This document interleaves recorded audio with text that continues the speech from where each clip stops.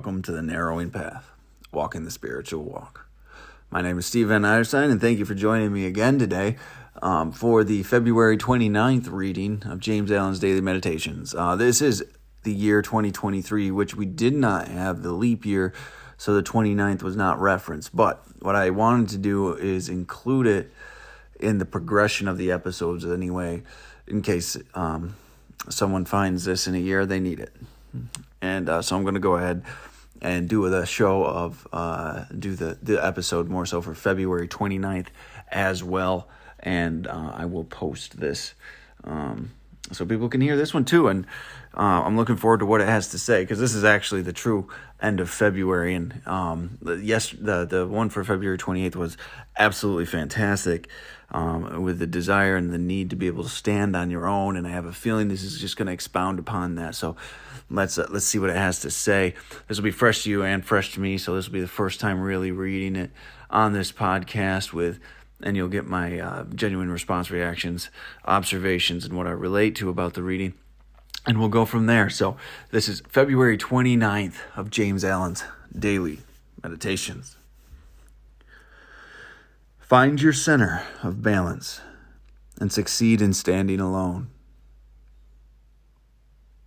Until you can stand alone, looking for guidance neither to spirits nor mortals, gods nor men, but guiding yourself by the light of the truth within you, you are not unfettered and free, not altogether blessed. But do not mistake pride for self-reliance. To attempt to stand upon the crumbling foundation of pride is to be already fallen. No man depends upon others more than the proud man.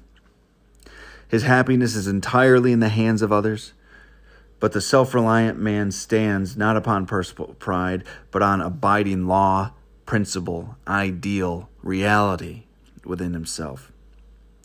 Upon this he poises himself, refusing to be swept from his strong foothold either by the waves of passion within or the storms of opinion without. Find the joy that results from well-earned freedom, the peace that flows from wise self-possession, the blessedness that inheres in native strength. Wow. That is a explosion of just relatability in the second half of this. And the beginning of it is something that really makes my mind tick, honestly. It opens with, find your center of balance and succeed in standing alone. Find where you are, find where you're balanced. Find where you are solid and can be unwavering, and you'll be able to stand alone. Find the truth and stand upon it, and you will be able to stand firmly.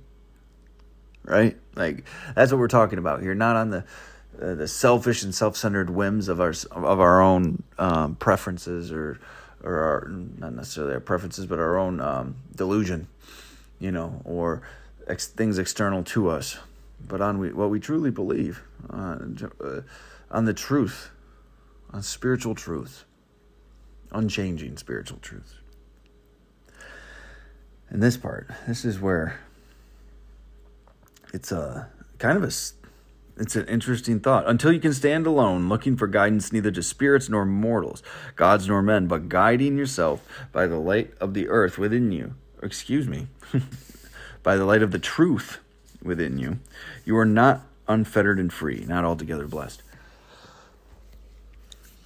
Initial reading upon that kind of makes me hesitant, because I'm a very selfish and self-centered person. So if I go by that, that reliance upon self, then there's going to be an issue. That's what my history proved. That's how I ended up drinking and drugging and trying to just make myself feel better. But reading this a second time, actually, until you can stand alone, looking for guidance neither to spirits nor mortals, gods nor men, but guiding yourself by the light of the truth within you, you are not unfettered and free, not altogether blessed. When you have found these spiritual principles, when you have established yourself in these spiritual ways and have these spiritual values and this way of living,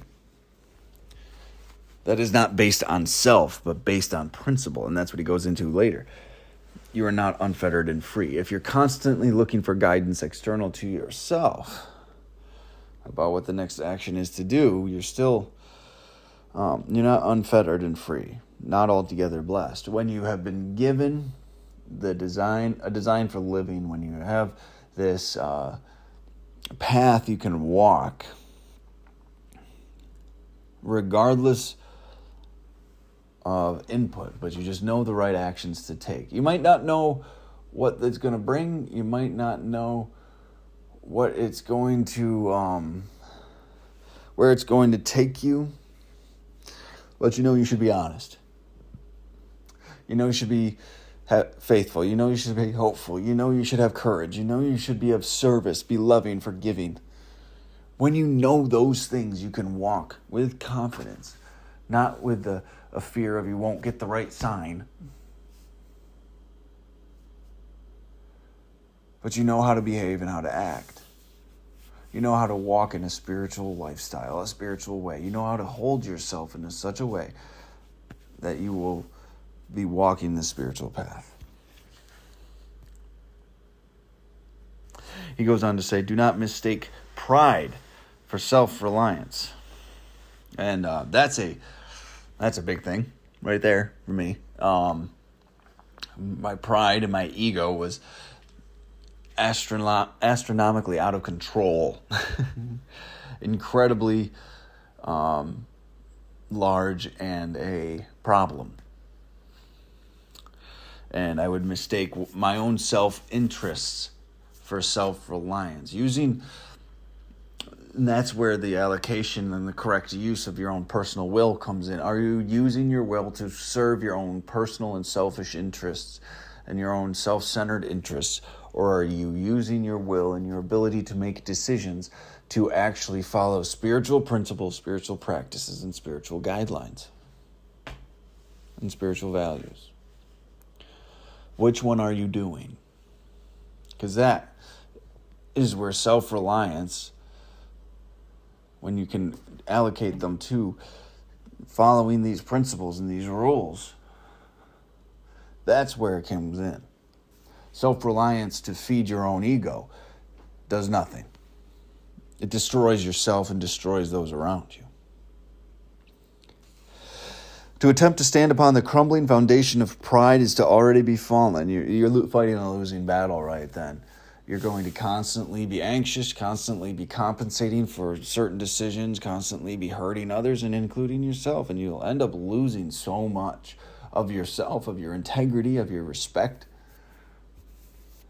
because of the way you're living. And that's a scary thought. That's a very scary thought, but that was my experience directly when I tried to stand on my own pride. Is to be already fallen. This next line. No man depends upon others more than the proud man. Facts. There's nothing. To have it written plainly in front of you sometimes is jarring, because it's true. A man of pride and ego needs others to feed it. I needed other people to tell me I was good and I was doing the right thing. I was intelligent. I was good at my job. I was taking the right action. I was a good person. I was lovable. Like, all of that is pride and all that is ego. And I will act in a certain way to get that response from people all the time. Or at least I used to. Let me correct that. I used to. I do not anymore. It's really reminding me and resonating with me about how I used to be. His happiness is entirely in the hands of others. That's what I was just talking about. But the self-reliant man stands not upon personal pride, but on an abiding law, principle, ideal, reality within himself. That's the difference here. My actions are not to feed my own pride and ego. They are to follow certain spiritual guidelines. They are to follow certain laws, spiritual laws, principles, ideals, and to live in reality, not in my own self-made delusion.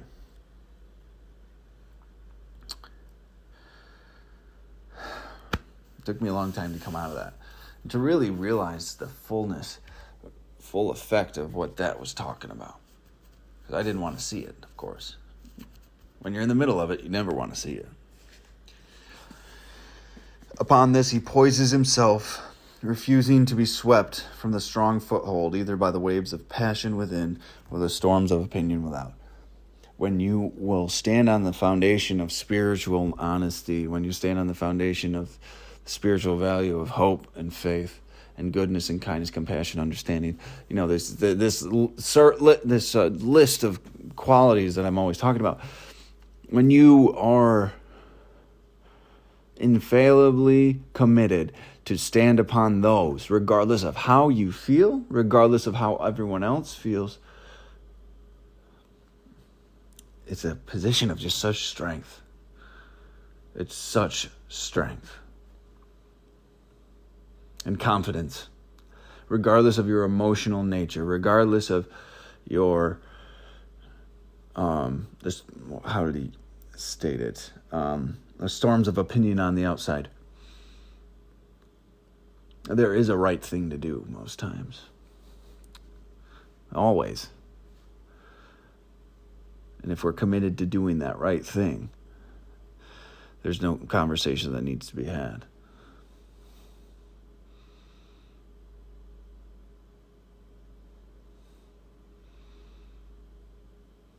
Just a profound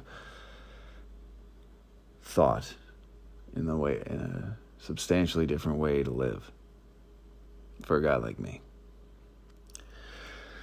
And it ends with this: find the joy that results from well-earned freedom, the peace that flows from wise self-possession, the blessedness that adheres in native strength.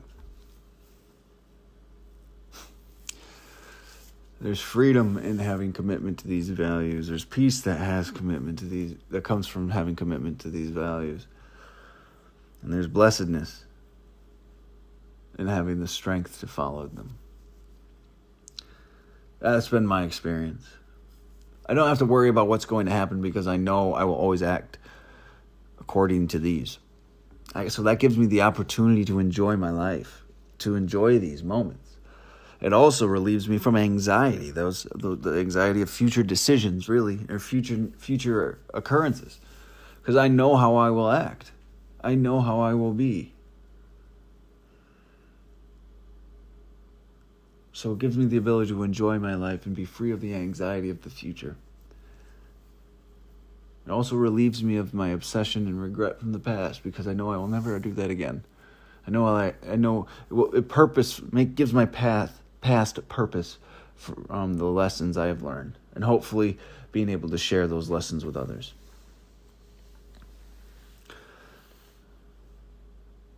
It allows me to be present in a moment, and it allows me to be authentically myself, like we talked about with the 28th reading. And there's such strength in that. The knowing. Right? Such strength. So, that was February 29th of James Allen Daily Meditation. We start off March tomorrow, and February was a heck of a ride. Going from love to truth to temptation to solitude to standing on your own principles. And what a beautiful, beautiful roller coaster that was. So the first 2 months of this year are down. Definitely been a outstanding experience. Looking forward to what March has to bring for sure. So thank you all for joining me today, and I look forward to the next month here. So until next time, thanks.